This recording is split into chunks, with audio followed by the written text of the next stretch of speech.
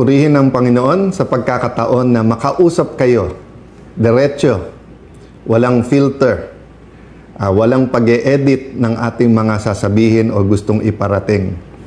Mag-comment din po kayo or yung mga tanong, i-post nyo po para sa susunod nating pag-uusap ay pipilitin kong masagot din ang inyong mga katanungan.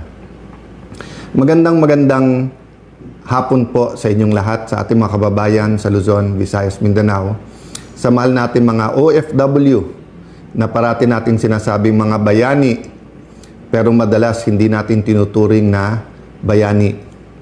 Sa mga nagsasabing sila ang bayani, pero pinagtatakpan ang katotohanan.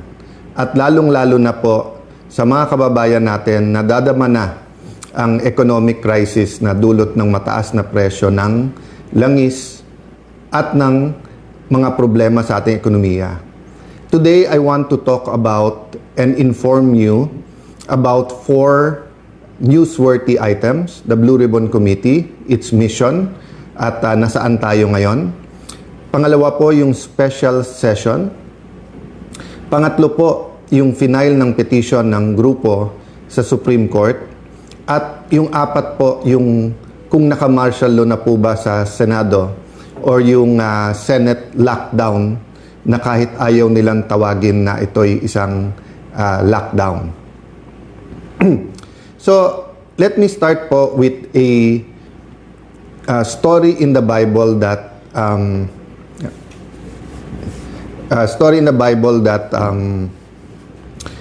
madalas ko tong pag-isipan, nakaka-encourage to sa akin at nag-e-encourage po sa iba.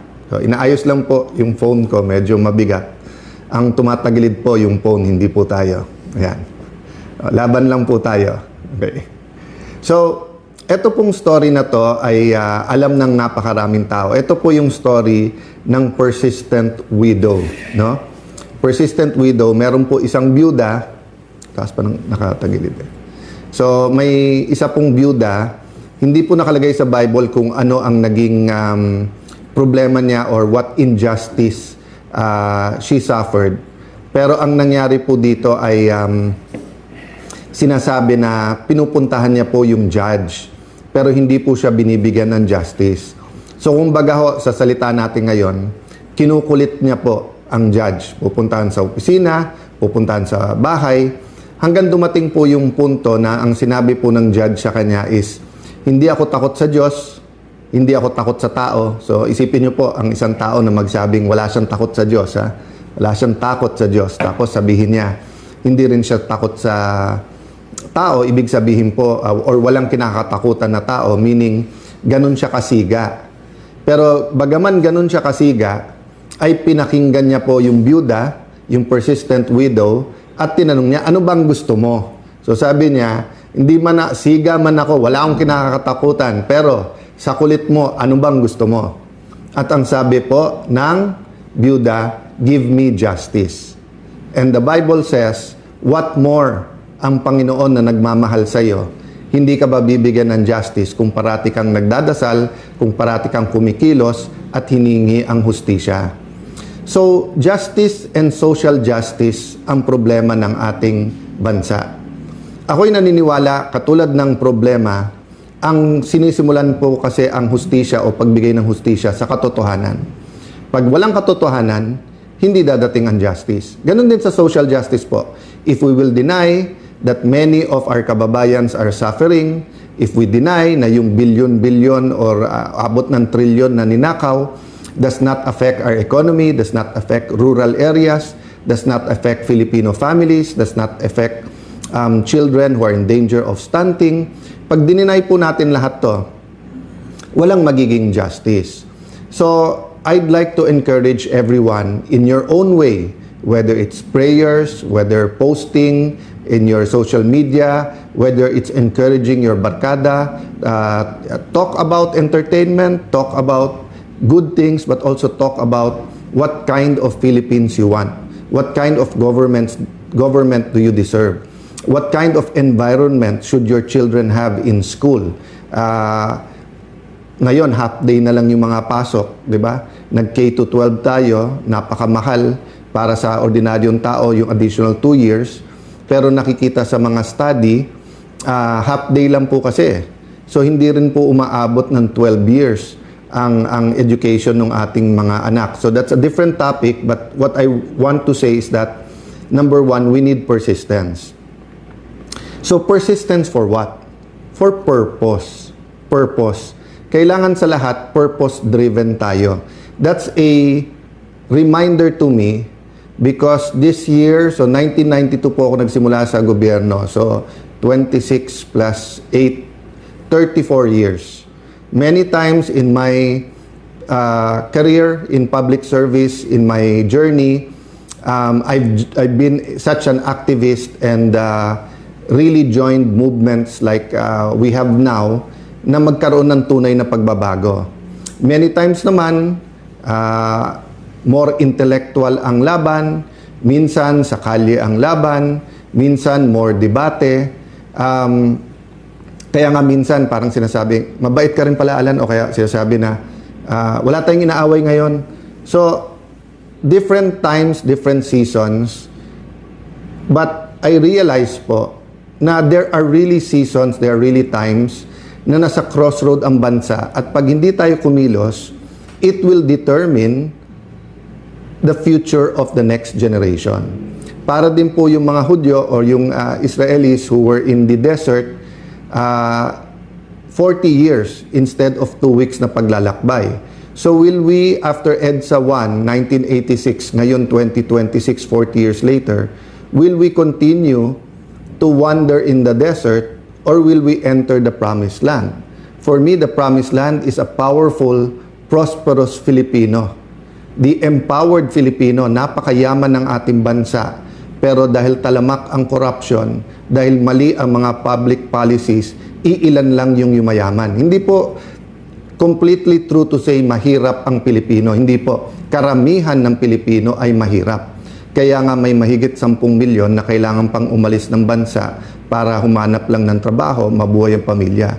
Pero meron pong iilan, kung tutuusin ko, sabihin mong 1%, marami din yon, 1 million. But siguro may maybe 50 families that basically control everything. And I will not say that they're the problem, but I will say that we should have thousands, 100,000s, or millions of families who semi-control our economy together. Hindi yung 50 o 100 lang at yung ekonomiya at politika magkadikit to. So problema, pagka naging corrupt yung isa, damay-damay na, sama-sama na. No? So we have to be persistent in fighting corruption, but there are times in history na meron pong talagang shaking. No? Ibig sabihin po, yung gulo o yung disruption, may kasama po itong dapat na repentance at revival. No? So hindi to ordinaryong parang, oy, may corruption dito sa isang ospital na to. Palitan yung accountant, ayusin yung sistema. Oy, sa bidding ng ganito, medyo masama yung sistema, tanggalin na yung back na yan or ipakowe. Hindi po eh. We're talking about an environment and system of persistent corruption in our country. So, nung nangyari yung flood control, tinanong natin sa ating sarili, dapat ba magbago to? That's why nagkaroon ng ICI, nagkaroon po ng Blue Ribbon Committee. Ang problema po na manipulate, di ba? Kaya that's one reason na galit si Senator Lacson at kung ano-ano sinasabi. Because he has a reputation and I know for a fact that many times in his life, he fought for principles. Ang problema ngayon, naging mercenary na lang at kasama sa pagmamanipulate ng Blue Ribbon Committee. Para nga, ilan lang ay turo, pero yung mga tunay na mga mastermind, in fact, he went so far to say walang mastermind. But pakonti-konti, lumalabas na ngayon yung totoo, at lalabas din po kung sino yung mga kasama niya na nagmanipulate po nito. Ganun din po, kaya galit na galit si Senator Erwin Tulfo at kung ano sinasabi, kasi whether it's campaign donations, whether it's yung mga kontratista, maleta, parati siyang kasama sa pinapangalan, no? So, but my point is this, there will be many issues thrown against me individually, thrown against any of the witnesses, thrown against our group of senators.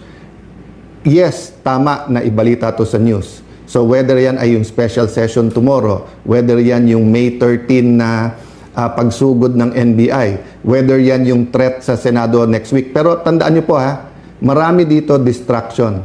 Marami dito nililihis ang issue kasi ang issue, pagka ang flood control ay nahimay at nasolve natin, we will be able to come up with a system that will fight corruption effectively. If not, this will be the biggest cover-up for the biggest corruption scandal ever in our country. So, eyes on the ball tayo. So, ano po ang sinasabi kong purpose-driven? Our purpose is the Lord's plan for our country. I believe po, the way the Lord made the Filipino, napaka-adaptable, napakadaling matuto, napaka-respectful, hindi nagtatanim ng galit.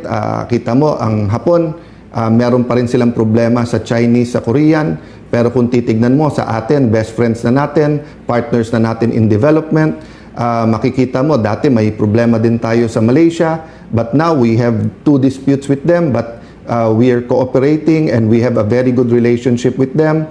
Ganun din sa Vietnam, kakabisita lang ng leader nila, pero meron tayong dispute sa West Philippine Sea sa kanila. So makikita nyo po ang Pilipino, ang number 1 asset natin syempre yung tao, yung Pilipino mismo. But you name it, no? Whether beautiful islands, mga beach, karagatan, oil, gas, gold, lahat meron ng Pilipinas eh. Lupa, napakaraming lupa ng Pilipinas pero napakaraming walang lupa o walang matirahan, 'di ba? So corruption is not the only issue, but it is a major issue because with corruption, mali din yung policies natin. May mga bansa kasi na may corruption pero tama policies nila. Sa atin, our policies are being driven by that corruption. So like the policy na ang Senate ay mailagay sa ilalim ng Malacanang at yung 12 daw ay pwede hindi 13. So may statement po kami, it's also posted dito sa Facebook. So yun po ang statement sa final natin sa Supreme Court. We believe in the system. 'Di ba? Ako'y naniniwala na yung pakikibaka, yung pagiging aktivismo, marami po 'yan. May prayer vigil, may rally, may posting, may debate sa Senado, may mga forums, may panawagan. Kasama din po dito ang ating mga branches of government. And sabi po sa ating Philippine Constitution, pag may violation ng Constitution, sa Supreme Court talaga ang punta. So, pakibasa na lang po ang aming statement para hindi ko ituon lahat ng oras dyan. But nasa Supreme Court ngayon po yan. And we have faith, no, that the issue is something that is very important not only now but in the future. The issue will determine our kind of democracy, our kind of government. It will also be a lesson to all senators when it comes to power and restraint and following rules. Tandaan nyo po pag walang rules, pag walang batas, chaos po tayo. Ang mangyayari wild west. Kung sino mas malakas boses, sino mas maraming barel, sino mas maraming pera, or babalik tayo dun sa, yung pag-uusapan natin ngayon, 4 P's Plans, persistence, purpose, principle. Pero kapag walang batas, babalik tayo doon sa guns, goons, and gold. Diba? Yan yung 80s Yan yung sinasabi na pagka may 3G ka, hindi 3G ng cellphone. Ang ibig sabihin nun, guns, may armas ka, nandyan sa'yo police o militar or may private army.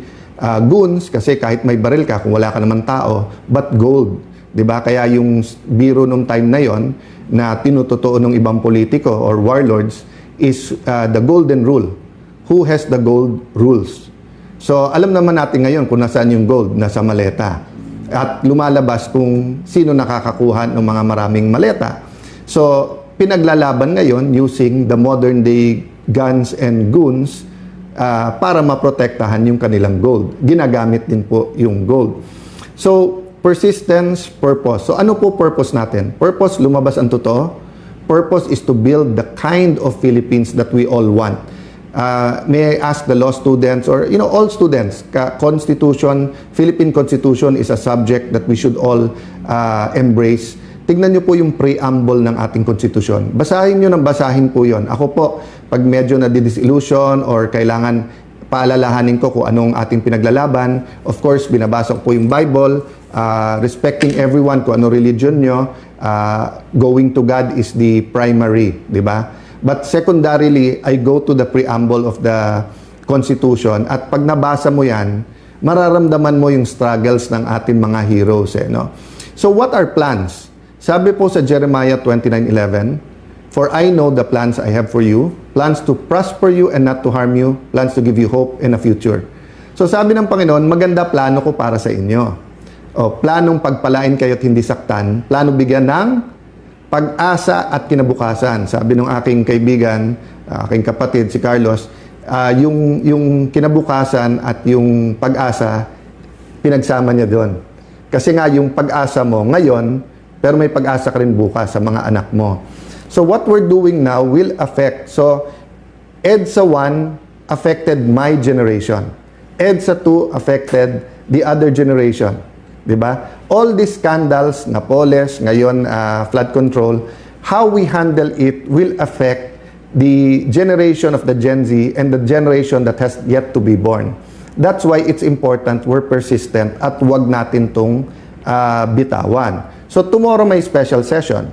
Kung titignan mo lahat nung nasaan, ang gaganda, di ba? Isang tingin mo, sabi ko, ang gaganda ng mga bills na to. Some I agree with, some I don't. But kung titignan mo, katulad nung anti-dynasty law, nasa interpellation pa lang yan eh. Imposibleng mapasa yan sa isang araw unless brabrasuhin nila para may pakitang tao. Kung titignan mo yung ibang bills, alam nyo ba, pwede namin pinasayan nung Senate President ako. Pero hindi naglagay ng members sa committee yung nagsasabing sila na majority ngayon, yung 11 na naging 12. So, yung sinasabi nila na mga generals, and ako yung humingi ng apology sa kanila, naipit sila sa mga to, alam nyo, nung nag-adjourn sinidi sila ng Wednesday, pwede silang mag-session hanggang Friday kung naniniwala talaga sila na yung 12 nila ay may quorum. At pwede lang gawin lahat ng gusto nilang gawin sa special session tomorrow. So yung mga nauna na nagbigay ng opinion na this is for leadership change, yan din nasa mind namin. So sa meeting ng grupo ng ating mga senador yesterday, yan ang dinidiscuss namin na lahat ginagawa, no? Pagsugod ng NBI, paghuli kay Bato, pag-walk out, yung napakaraming issue na binabato nila, magtrabaho, etc. But in the end, it's all about the flood control and who's guilty and how do we protect everyone, how do you protect the mastermind and how do you protect Malacanang. So we will not get to the Lord's plan. We will disagree on politics, but we all agree that God meant the Philippines to be a prosperous, powerful nation. Let me address myself to fellow Christians, no? Pasintabi sa aking mga kapatid na Muslim, no? Assalamualaikum sa mga kapatid na Muslim. For how many decades, centuries have we been claiming to be a Christian nation? Pero ano nababasa ng ibang mga bansa tungkol sa Pilipinas? Idolatry, immorality, corruption, di ba? So we have to change that. So dyan pupunta. How do we change that? Through our principles. Ang pinaglalaban namin, hindi power, hindi position, prinsipyo. So, kung 13 na sa kanila, congratulations. We know how you got it, sa pananakot, panunuhol, sasabihin, ikukulong. But sabi namin na anytime na 13 kayo, kayo na mamuno. Pero hindi magbabago principle namin.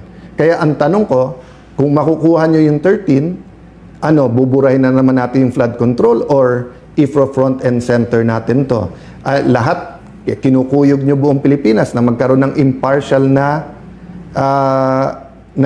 impeachment. Pero ayaw nyong hindi kayo ang mag-preside.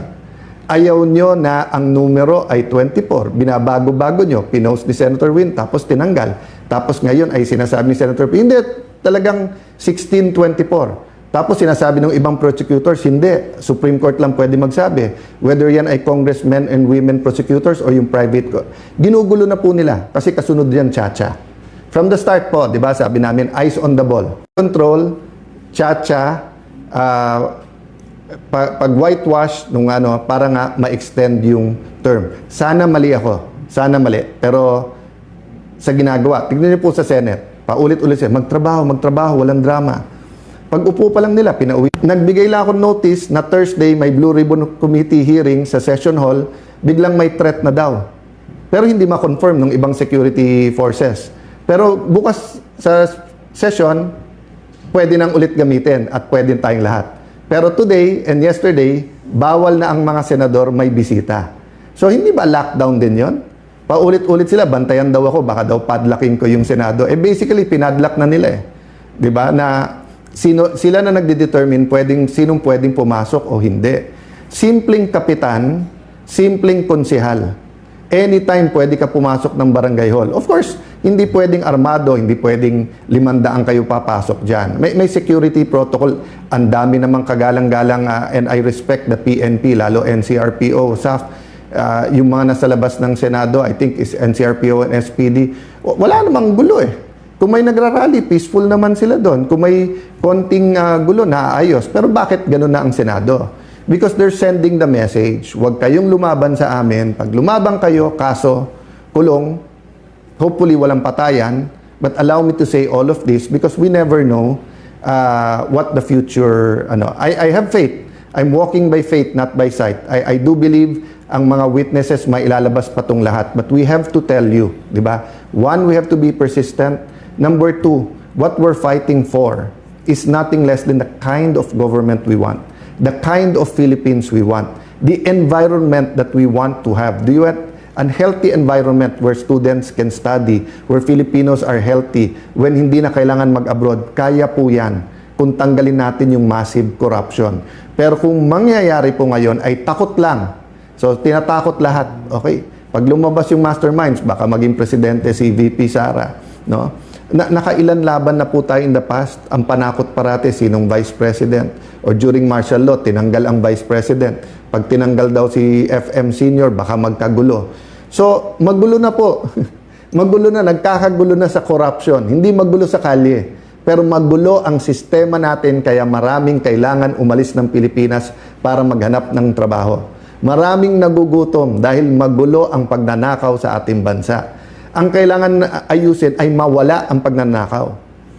Hindi yung ayusin yung pagnanakaw na yun ang ginagawa ngayon. So, nung sinabing magulo kasi sa pagnanakaw, edi ayusin pagnanakaw, ayusin natin, tahimik, sino lang, tama lang, medium-size maleta lang. Hindi po. We have to change all of that and we have that opportunity. So, let me sum it up, no?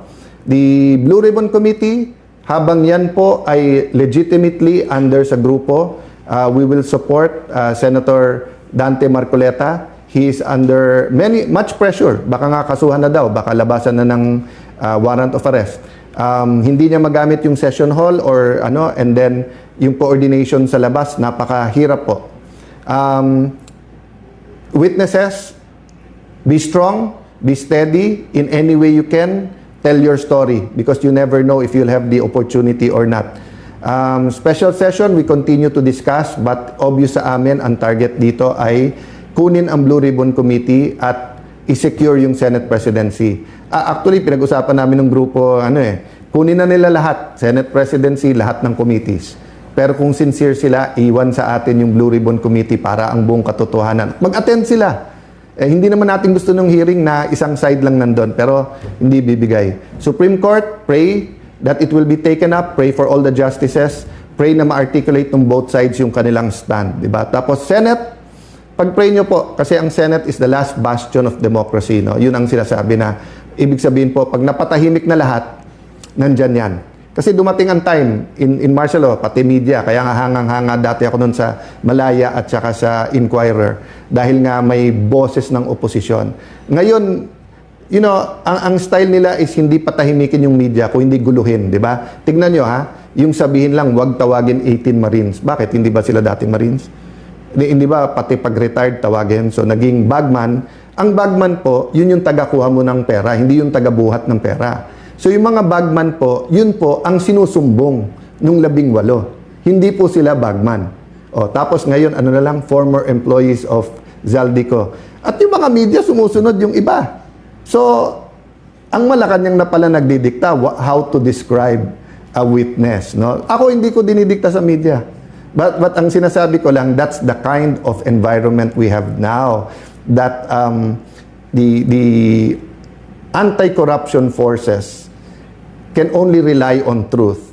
But the pro-corruption forces have all the means even the small means of crafting words so that emotions can be controlled. So ito po ang inyong lingkod, si Kuya Alan. Hindi ko na sabihin senador, hindi ko na po sasabihin Senate President, whatever, kasi yung posisyon baliwala sa akin yon. Pero gusto ko pong maging kuya kasi ang kuya po pinoprotektahan yung mga kapatid. Ang kuya po sinasandalan din ni tatay at ni nanay para tumulong din sa pamilya. Si kuya pwede mong katukin kahit anong oras. So I draw inspiration also from my colleagues and allies in the 12. Marami pong pagsubok ang bawat isa, whether it's health issues, whether it's yung kaso, etc. So pag-pray nyo po kami. But yun nga po, let me affirm my faith in our system, in our constitution, in the Supreme Court, and first and foremost, no, in the God that I believe is alive. So again, we will update you. Please read the statement, and I think the petition should be made available usually after a few days. Pinopost yan ng Supreme Court. God bless you po.